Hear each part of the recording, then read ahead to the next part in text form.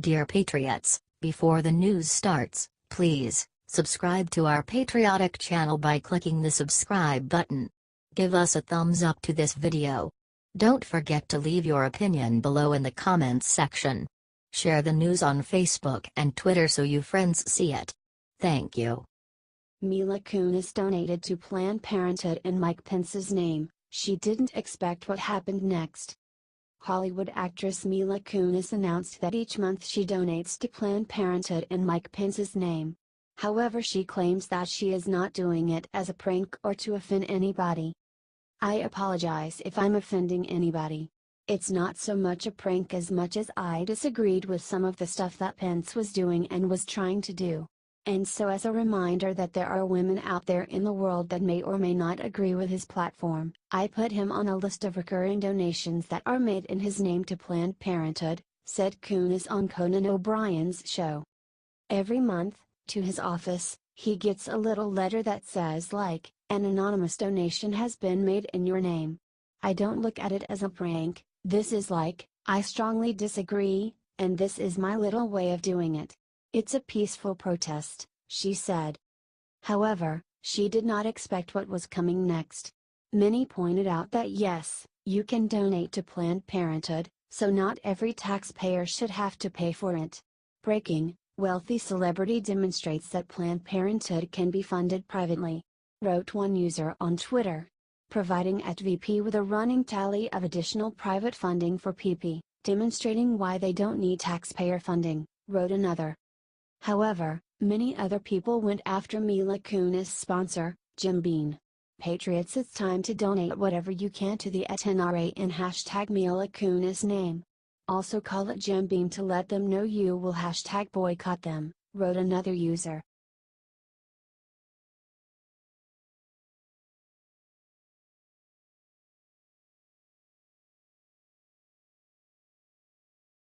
Oh hell no, YouTube just did something terrible to Diamond and Silk. And they're coming back swinging. Diamond and Silk are in trouble, y'all. YouTube has put a stop on the monetization of 95% of their videos. Why? According to Diamond and Silk, it's because they are loyal supporters of President Trump. YouTube no longer allows users to make money off of videos that promote extremism, and Diamond and Silk's videos have, for some reason, been flagged as not suitable for all advertisers. Amen. Diamond and Silk make awesome, funny, and hard-hitting videos that support President Trump. It looks like YouTube is trying to suppress their viewpoints by defunding their videos. But we know these ladies won't back down. YouTube released these new guidelines August 1st. We'll soon be applying tougher treatment to videos that aren't illegal but have been flagged by users as potential violations of our policies on hate speech and violent extremism. If we find that these videos don't violate our policies but contain controversial religious or supremacist content, they will be placed in a limited state. The videos will remain on YouTube behind an interstitial, won't be recommended, won't be monetized, and won't have key features including comments, suggested videos, and likes. This sounds like straight up censorship and like it could be abused to silence conservative speakers like Diamond and Silk. HT Washington Times.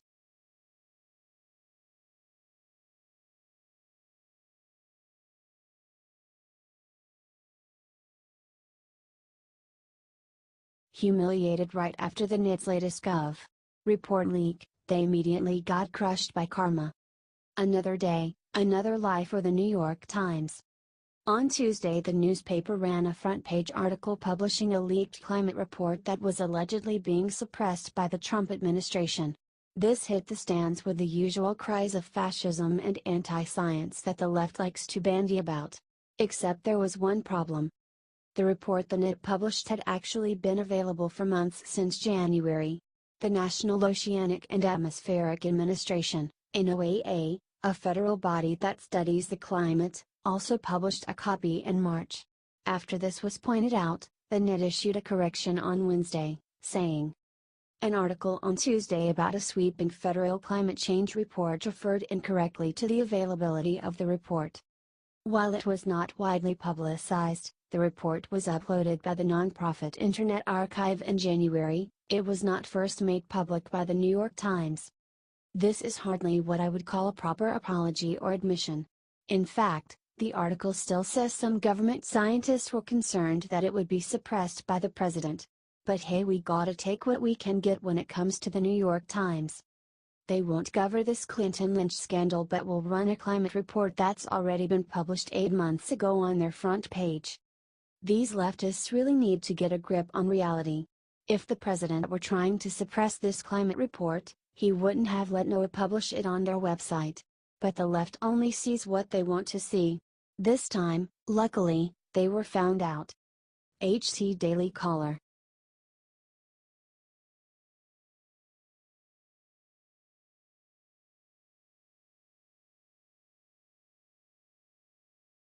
When this GOP sin told everyone the sick thing he wants to do to Trump, even Dems were shocked. Former Senator Gordon Humphrey, RNH, wrote letters to Democratic New Hampshire Representative Carol Shea Porter and Senators Jeanne Shaheen and Maggie Hassan, imploring them to support a bill that calls for President Trump to have a mental health evaluation. Humphrey's incendiary letter begins by saying President Trump is seriously impaired by a sick psyche. He also called the president sick of mind, dangerous, and said he had poor judgment, belligerence, and reckless impetuosity. Humphrey comes across as totally unhinged. The letter was sent in response to the president's fire and fury comment on North Korea, which Humphrey likened to pouring gasoline on a fire. It's crazy. He also called for President Trump to be relieved of the powers of the presidency at the earliest date. He ends, I urge you to act at once. This is an emergency. Humphrey asked the Democrats to support H.R. 1987, which is sponsored by U.S. Representative Jamie Raskin, Demo. The bill would create an oversight commission on presidential capacity that would evaluate the president's mental abilities to discharge the powers and duties of the office. This bill is crazy, and Humphreys is crazy. They're both so crazy, in fact, that two of the Democrats Humphrey sent the letter to rejected it entirely.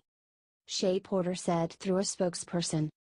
Creating a commission to pass judgment on the president's mental health sets a potentially anti-democratic precedent.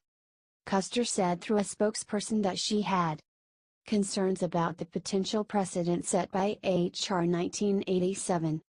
No wonder this Humphrey guy only served 2 terms. We need to make sure Republicans like him get out and stay out of our elected bodies. We have enough problems with the Democrats. H. Deemer.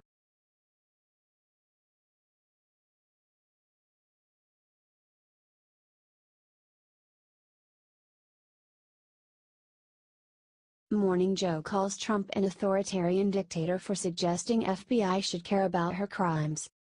President Trump tweeted about how the FBI need to do their job after all the corruption with Hillary and the DNC was exposed. Everybody is asking why the Justice Department, and FBI, isn't looking into all of the dishonesty going on with crooked Hillary and the Dems, tweeted President Trump. New Donna B. book says she paid for and stole the Dem primary. What about the deleted emails, uranium, Podesta, the server, plus people are angry. At some point the Justice Department, and the FBI, must do what is right and proper. The American public deserves it. Tweeted President Trump. According to the Morning Joe show on MSNBC, these tweets make President Trump an authoritarian dictator. After acknowledging at least in some notional sense that he understood he's not allowed to do that, he is frustrated by the fact that he can't behave like an authoritarian dictator. He's getting pretty close to it again, saying I can't do anything with the department and the FBI, but go FBI and Justice Department, making his preferences clear, said MSNBC political analyst John Heilemann. Look, he's a master at changing the subject. Right now, in a week in which his campaign chairman has been indicted, there's a lower-level campaign aide who has pled guilty.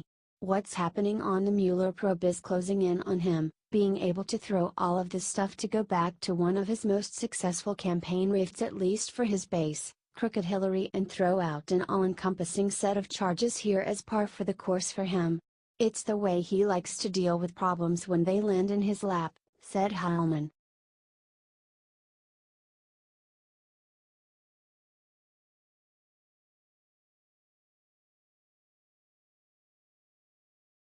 Oxford scientists conclude that Hillary lost election to Trump because of robots. Hillary Clinton tries to blame everyone but herself for her humiliating loss to President Trump. The Russians, sexists, fake news, racists, Bernie Sanders, and more. She wrote an entire book about it. Now a group of scientists at Oxford just gave her a brand new excuse. Robots. According to their study, Hillary would have won if it weren't for robots. Building on the intuition that voters who have lost out to technology are more likely to opt for radical political change, we examined if robots shaped the outcome of the 2016 U.S. presidential election, wrote Oxford scientists in a paper titled Political Machinery. Did robots swing the 2016 U.S. presidential election? Pitching technology against a host of alternative explanation, including workers' exposure to globalization, immigration, manufacturing decline, etc., we document that the support for Donald Trump was significantly higher in local labor markets more exposed to the adoption of robots, said the paper. Other things equal, a counterfactual analysis shows that Michigan, Wisconsin, and Pennsylvania would have swung in favor of the Hillary Clinton if robot adoption had been 2% lower over the investigated period, leaving the Democrats with a majority in the Electoral College, they wrote. Democrats have a new strategy. Destroy all robots and technology and Hillary Clinton might do better. It's brilliant.